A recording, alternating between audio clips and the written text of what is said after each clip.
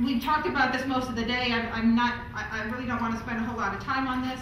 I will tell you that we're increasingly concerned about the trending data as it relates to obesity. You heard some of the panelists earlier today that this has become a global epidemic. And many times I like to talk about, look, it's not just about kids being healthy. It's about our future as America to survive, to compete in a global economy. Because if we are not raising a generation of kids that are healthy enough to compete,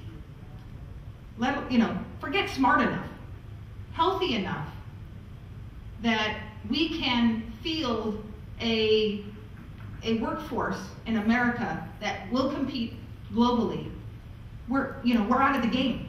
We're going to be out of the game. We can talk about military readiness. 75% of young people are turned away. They don't even get in the door for military based on one of three things.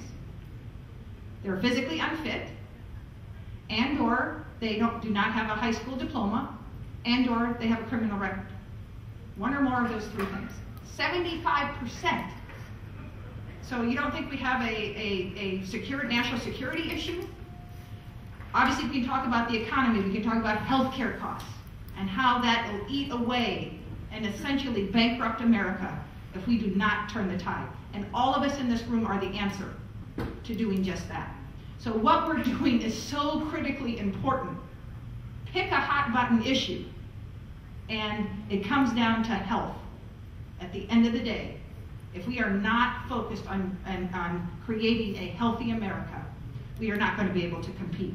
So throw all the stats out that you want, but the bottom line is that's it.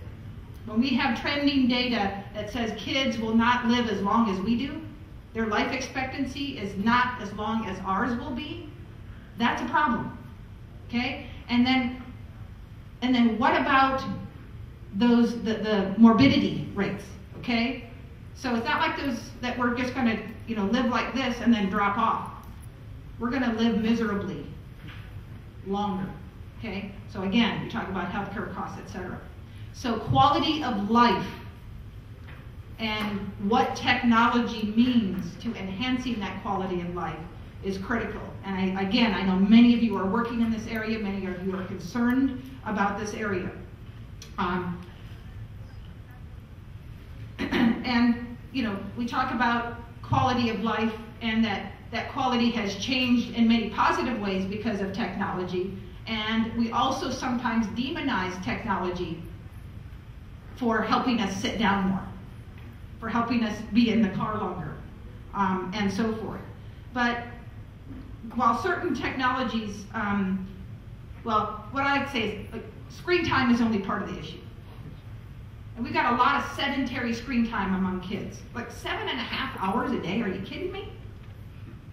Kids are spending in front of a screen? And most of that is sedentary screen time.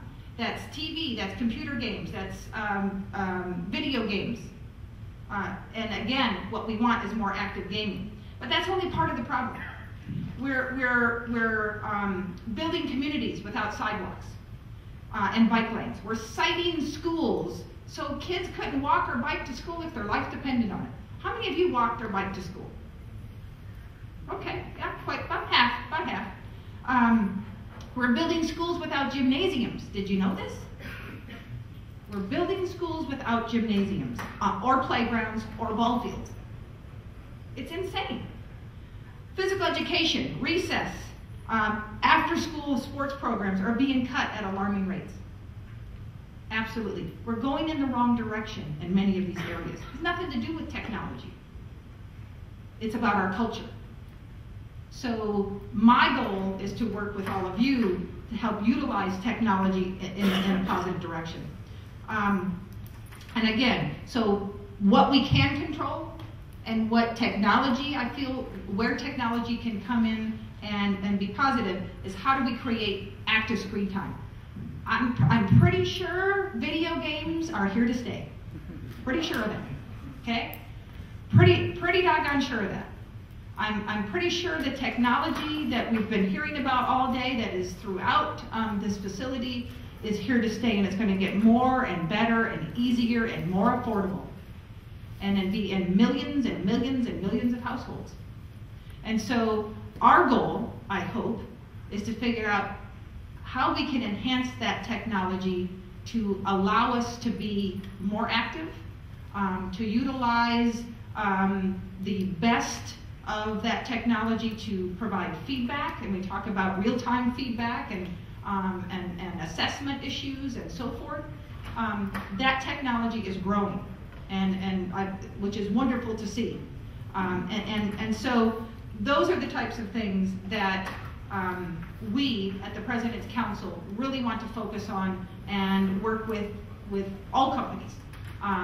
I see my friends from the Entertainment Software Association here in the front row. They've been taking me and introducing me to some friends down in the big exhibit hall. And you know, whether it's one of the big major companies or you're still in your basement working on the next greatest technology, it doesn't matter. It's all important.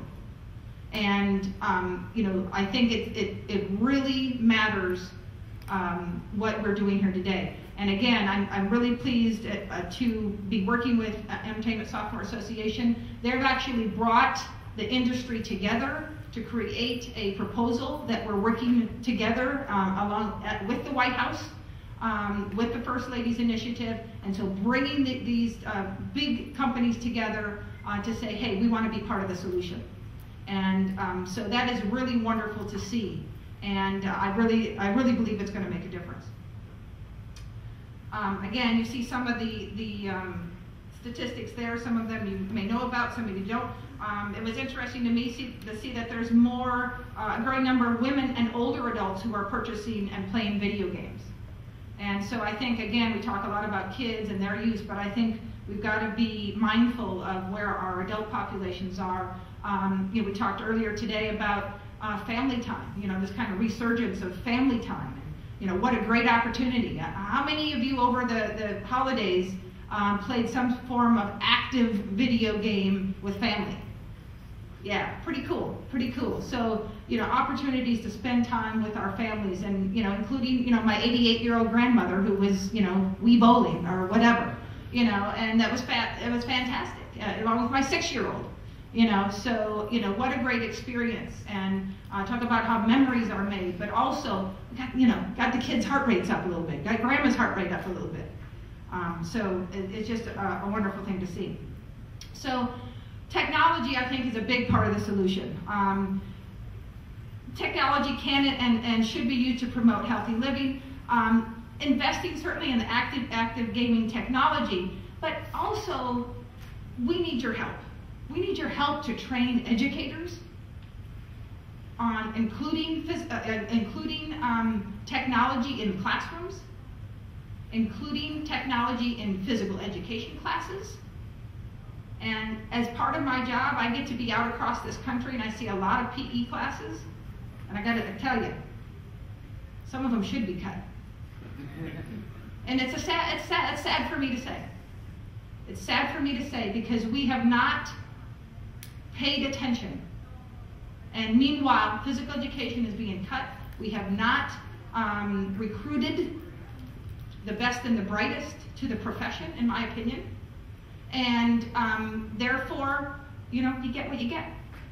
And so accountability is really key. And we're working again with national nonprofits and government and non-government agencies to talk about quality physical education. We're working with education agencies to figure out how to build physical activity into the classroom. So if a science teacher is teaching about the solar system today, wouldn't it be cool to have the kids up being planets and rotating around the sun, moving? You know, those types of integrative type things. And I think that's what I'm seeing more and more with technology as well, is how are we integrating with the quote unquote core subjects.